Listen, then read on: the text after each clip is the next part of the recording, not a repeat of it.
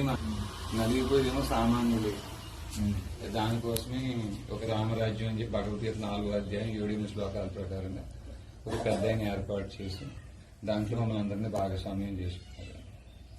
ఒకసారి తమ్ముడు గారు కూడా సార్ కూడా వివరించి వెళ్ళి అంటే ఆయన ఇంకా ఇప్పుడే రాత్రి 2 గంటలకు 3 గంటలకు అన్నారు మహాత్మా ప్రయోగాలు వచ్చారన్నారు.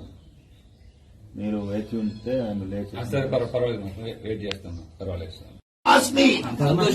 భగవత్ సేవ చేస్తాను, ఆయన బాధలు పట్టుకుంటాను, రామరాజ్య స్థాపనకి నాటం చేస్తున్నాను. ఎలా చేస్తారు? రాజ్యాంగం ప్రకారం చేస్తున్నా. రాజ్యాంగం ఏం చెప్తుంది? రాజ్యాంగం ఏం చెప్తుంది? నువ్వు చెప్పు. రాజ్యాంగం ఏం చెప్తుందో నువ్వు చెప్పాలి. రాజ్యాంగం ఏం చెప్తుందో కత్తిబడిలో చెప్పమంటుందా?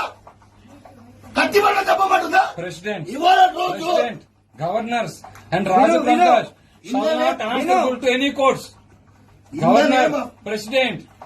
In the name of God, I take the oath. నాలాంటి వాడు భక్త చిక్కినోడు నీకు దొరికింది. ఇదే పని. ఇవాళ రోజు శబరిమల జడ్జిమెంట్ లో ఈ దేశంలో శ్రీరాముడికి అధికారం లేదు అని ఒక జడ్జి చెప్పిండు. ఇదే పని. కూర్చోండి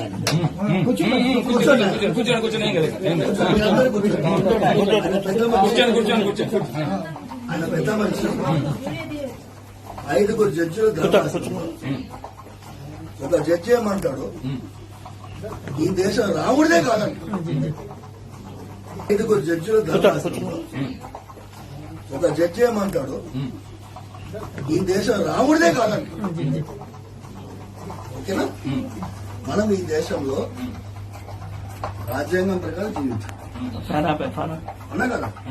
మనం సర్కార్ తనసే జుదా కర్దేంగి అంటే మనం బక్కోలు మనం తీసుకొని పోయి లోపలేస్తాం.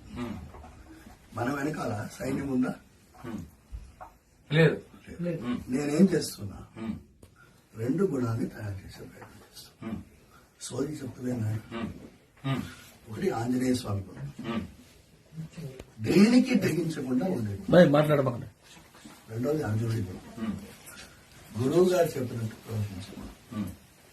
ఈ 2 నేను చేస్తాను. ఈ ప్రయత్నం నాది. దీని మీరందరూ తోడొస్తున్నారు. ఆ రోజు ఆయన వచ్చిన 2 సమయాల్లో కూడా ఆయన వచ్చిన పరిస్థితి వేరే ఉంది.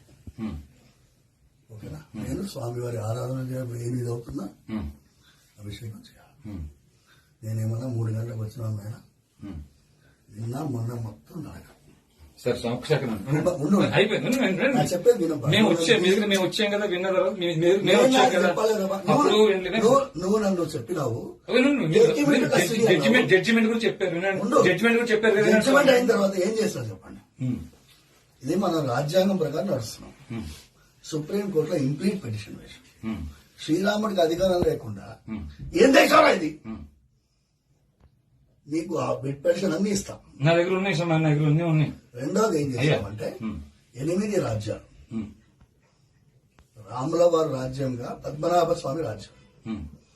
ఆ రాజ్యంలో రాముల వారి పాదాలు పెట్టుకొని నెత్తి మీద రాజ్యం వెళ్ళేవారు. వాళ్ళని రాజవంశీకులని వాళ్ళ ద్వారా కోవెనెంట్ సైన్ చేశాం. ఈ దేశంలో రామరాజ్యం ఉంటేనే మనం నడిపించగలమంటే దాని మీద 2వ ఇంప్లీట్ పిటిషన్ వేశాం. ఇవాళ రోజు అది ఫైనల్ స్టేజ్లో ఉంది. ఓకేనా నాయన? ఇప్పుడు అడిగావు కదా, రాముడు అంటే నెక్కలేదా అని అడిగావు కదా.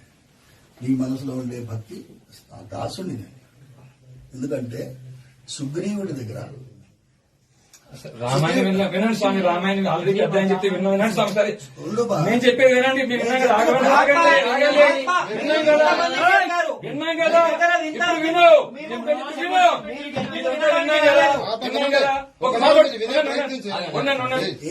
వినండి. ఫస్ట్ వినండి, వినటం కూడా నేర్చుకోండి మీరు. ఒక్క నిమిషం చెప్పిన తర్వాత నేను వింటాను. చెప్పండి. ఒక్కటే నిమిషం. ఆఖరిది ఏంటి అంటే, ఇవాళ రోజు విశ్వరూపాన్ని ప్రదర్శించే సమయం వచ్చింది. ఓకేనా? విశ్వరూపం ఎట్లుండాలి? మొన్న విజయవాడ శంఖారావం చేసిండు. ఓకేనా? శంఖారావం చేసిన తర్వాత నా దగ్గరికి వచ్చినారు కొంతమంది మహానుభావులు వచ్చి ఇవాళ రోజు దేవాలయాల భూములన్నీ ఆక్రమించుకున్నారు. ఒక రెడ్ పెన్షన్ వేద్దాం. రెడ్ పెన్షన్ కి మీరు సాయం చేయాలి. పిటిషనర్ నేను ఆయన నేను ఒక్కడనే ఎన్ని పెన్షన్లు వేయాలి? పెన్షన్లు వేసే జమానా అయిపోయింది. ఒకరోజు ఎండోమెంట్స్ డిపార్ట్మెంట్ ముట్టదిద్దాం అని నేను పిలిపిస్తా. ఎన్ని వందల మంది వస్తారు అని అడిగినా మీరందరూ ఉన్నారు చూసారా, నేను ఒకరోజు ఎండోమెంట్స్ డిపార్ట్మెంట్ వెళ్తాను, ఇట్లనే మీరు రావాలి. ఓకే, మేము వస్తాం. ఓకే, వస్తాం. తప్పకుండా వస్తాం. వినండి జీ, వినండి. మాకు వినండి. మీరు ఇంత చెప్పారు కదా, వినాం కదా. వినండి. మాకు వినండి. ఇప్పుడు వినండి. ఆ రోజు జీ, వినండి. ఎంతో అలవాటు చేసుకోండి. ఎంతో అలవాటు చేసుకోండి. ఎంతో అలవాటు చేసుకోండి. ఎప్పుడు చెప్పడం కాదు, వింటం కూడా అలవాటు చేసుకోవాలి. చెప్పడానికి వచ్చాం. వినండి జీ, అలవాటు చేసుకో. చెప్పారు టీవీలో రోజు వింటున్నాం. అందరు మాట్లాడతారు, ఒక్క నిమిషం ఆగండి. భూమి అంతా ఇక్ష్వాకు వంశీయులని రాముడు అన్నాడని విన్నాం. నిజమేనండి? నిజమా కాదా? ఈ మొత్తం అఖిలాండగోడి బ్రహ్మాండగోడు ఆయన నాయకుడు ఆయన్నే. ఓకే, ఈ మాట అడిగి చెప్పండి. ఈ భూమి అంతా ఇక్ష్వాక వంశీయులని రాముడు అన్నమాట నిజమా అబద్ధమా? అన్నాడు. ఆ ఇక్ష్వాక వంశీయులు ఏ ఏ గోత్రాల్లో ఉన్నారు? ఇప్పుడు నాకు అడిగిన చెప్పు. అడగండి. ప్రశ్నకు సమాధానం చెప్పు. నెక్స్ట్ రెండో ప్రశ్న. మీ ఆలయ పరిధిలో క్షాత్రం కలిగిన వారు భగవద్గీత 18వ అధ్యాయం 43వ శ్లోకంలో శౌర్యం తేజో ధృతిర్దాక్షం విద్య చాపే పలాయనం దానమీశ్వర భావచ క్షాత్రం కర్మస్వభావం అనే లక్షణం కలిగిన వారు ఎంతమంది ఉన్నారు? ఏ ఏ గోత్రాల్లో ఉన్నారు? ఈ పని ఎవరు చేయాలి? ఎవరు చేయాలి? మీరు చేయాలి. మీరు చేయాలి. ఇక్కడ కూర్చొని ఆలయాలు ఇక్ష్వాక వంశీయులు ఏ గోత్రాల్లో ఉన్నారో నీకు తెలియదు. నీకు చెప్తున్నావు, హైకోర్టు అంటున్నావు, సుప్రీంకోర్టు అంటున్నావు, నీకు తెలియదా? వాళ్ళకున్న ఇమ్యూనిటీ ఆర్టికల్ 124(4) ఎవడైనా ఇప్పటిదాకా ఏ ప్రధానమంత్రి అయినా ఇంపీచ్ చేయగలిగారా? 77 ఐపీసీ 197 సిఆర్పీసీ వాళ్ళ రక్షణ అవుతా తెలియదా మీకు? భగవద్గీత 18వ అధ్యాయంలో 17వ శ్లోకం ఉన్న యస్య నాహంకృతో భావో బుద్ధిరేశ్వ నలిపితే హత్వాపి సహిమాన లోకాన్ని హంతి ప్రయోగించే అవకాశం మాకు లేదా?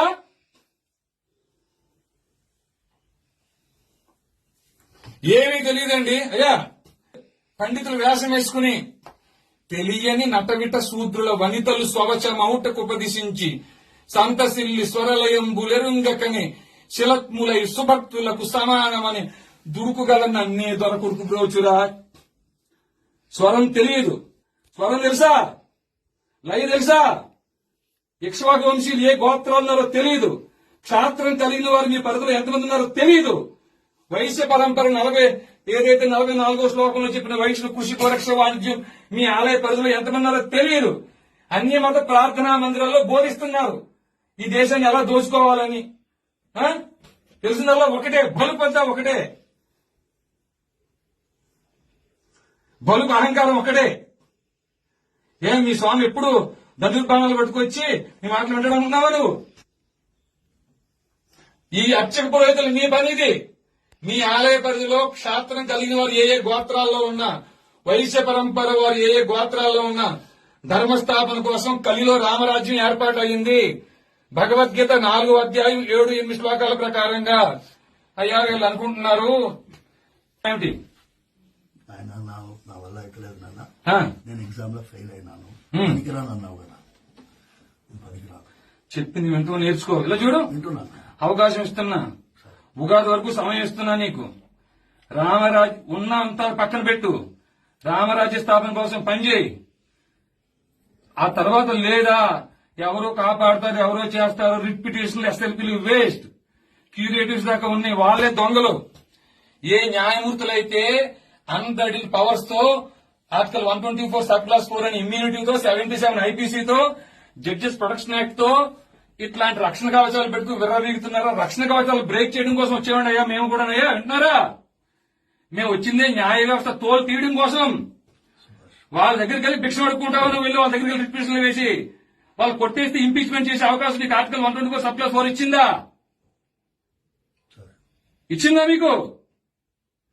కలిని బంధించడం కోసం వచ్చామని ఆయన మేము వచ్చింది. అయ్యా మీ రావడంత అందం మాకు లేకపోవచ్చు నాయన, కానీ మమ్మల్ని పంపించిన వాడు హరిగుణ మణిమయేశ్వరములు గళమున శోభిల్లు భక్త కోడులిలలో హరిగుణ శ్రీనిల గోత్ర క్షాత్రం గుండెల్లో ఉంటానంటే కాళ్ళ దగ్గర పెట్టిన దుర్మార్గుని నేను ఏ మాత్రం జాలి దయ లేనివాడిని.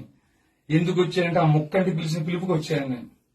వీళ్ళలో ఒక్కరు కూడా వారి అన్నం కోసం కుటుంబం కోసం రాలే, ధర్మం కోసం ప్రాణం ఇవ్వడం కోసం వచ్చారు. ఆ తల్లి ఇంట్లో చెప్పి వస్తా నేను తిరిగి రాకపోతే మీరు నా కోసం బెంగ పెట్టుకోవద్దు అని చెప్పి వచ్చారు. ఇక్కడ దొంగలు ఎవరు తెలిసాను ఆయన? దొంగలు ఎవరు? మర్డర్లు మానభంగాలు చేసేవాళ్ళు కాదు. వాళ్ళని శిక్షించాల్సిన న్యాయమూర్తులు పనిచేయటం మానేశారు తండ్రి. వింటున్నారా? ఈ న్యాయమూర్తుల మీద 197 సిఆర్పిసి ప్రయోగించాల్సిన కేంద్ర రాష్ట్ర ప్రభుత్వం ఈ పని మానేసినాయి.